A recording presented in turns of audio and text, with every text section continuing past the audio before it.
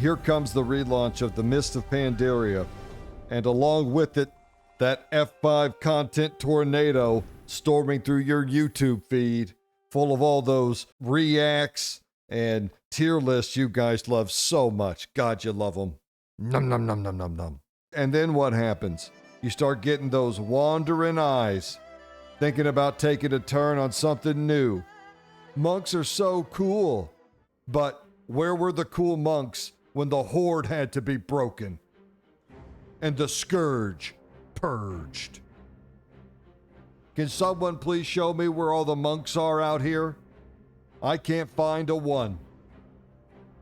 Oh, look, we're a new class and we seek justice and harmony and we use a bubble. Copycats. Do not be distracted, my beloved Oklahoma gang, by those lesser class fantasies. As always, place your faith in the light. Now, as I remember it, the community was pretty divided on MoP. There was Kung Fu Panda shit everywhere.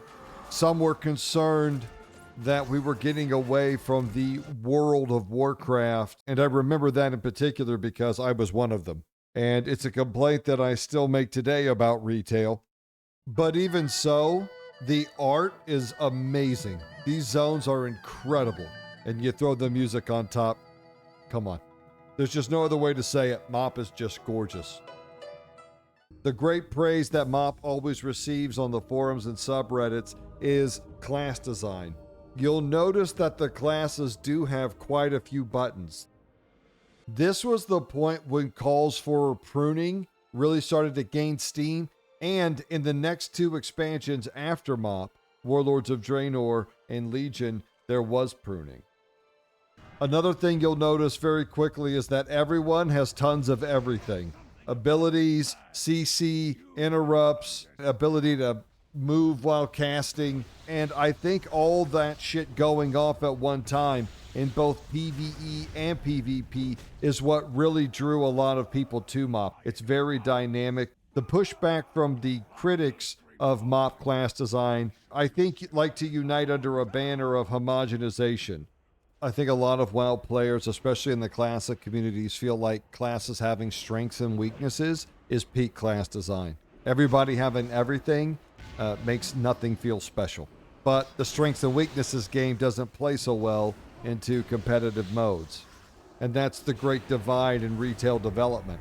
It's hard to make a game that's immersive with unique classes that have strengths and weaknesses that can all clear a plus 15, right? So, I mean, it's a nightmare. It's a nightmare, really. But there are just a ton of abilities in MoP, and they are going off everywhere. One thing when it comes to MoP class design, there's some good news for all the Paladins out there. You can stop spamming Consecrate every 8 seconds. I swear by the light, the retail Paladin class developer goons to Consecrate. Drop a Consecrate, proc a Consecrate, maintain your Consecrate, be in your Consecrate. I mean, don't get me wrong. I'm a big fan of Holy Ground, and there's times it can be badass, but they will never make the spell awesome. I mean, it's okay right now with the slow, but being free of it lets you know what a pain in the ass it is. It's like, holy shit, dude, we get it, okay? Holy Ground. My God, the amount of Consecrates going off in retail every day boggles the mind. I mean, it makes sense for the prot Paladins, but they're so bloated with procs and buttons and shit going off that the last thing they need is another button to hit. It's been very nice to come over to the MoP beta and be free from the Consecrate. Plus, this little bad boy back here as part of the rotation is pretty awesome. My favorite version of the Exorcism spell is the classic version where Paladins have an extra ability against undead and demons. But in MoP, they make it work on everything. And you know, that works too, and it feels fantastic. Plus, you're flying around nonstop with talents like Pursuit of Justice. I mean, you feel like a little crusader out here. And like I said, the Templar's verdicts will make you drool. One of the unique things about MoP is that there was no Mythic Plus. There was heroic dungeons, and then you hit these challenge modes, and everybody's eye level got shrunk down to the same thing, and then you had to clear it in a certain amount of time. And you could get some awesome transmogs. And I saw someone suggest on a forum somewhere, and this is such a good idea. if you want to increase participation in these classic relaunches and also increase retention, these challenge modes are a great way to do it. All you need to do is make it so that if you complete this challenge in MoP Classic and unlock this transmog, that unlocking converts to your retail account. And then a ton of people will come back and try these modes and try these challenges just to unlock these unique transmogs. It's the same with Mage Tower. If you want to blow the roof off of Legion retention, just tell everybody from the start that when the Mage Tower patch drops, whatever unlocks you achieve will transfer to your retail account. Everyone who wishes they would have gotten one more skin or unlocked the Druid skins or whatever, they're going to be in that mix. One of the consistent criticisms you see about the relaunching of these classic modes is people will say things like, I've already done it, I don't want to do it all again. But doing it all again is such an interesting concept in video gaming, because I gotta tell you, I've been doing it all again for a long time. I mean, I've been playing Battlefield 4 for years now. Same maps, same classes, and I still have a ball coming in here, painting targets, blowing dudes away. Even if you leave the World of Warcraft to go play another video game, you're very likely to be doing a lot of the same thing over and over again. It's kind of the nature of gaming in a sense. So the issue really isn't about doing it again, it's that you don't find doing it again fun. But even if you feel that way, we have to be honest here. Classic modes are very popular. Shout out to the SOD community, who's heartbroken over their SOD breakup. It left them, and now they're single again, and they're looking for a new Warcraft to play. The problem is, none of them are going to hit like SOD. Just looking through the history of subs here, you can see that beautiful Wrath peak carried over into the start of Kata, and then just a slow, steady trickle down. And I think this is when they were still reporting their subs. So this is probably fairly accurate information, I think.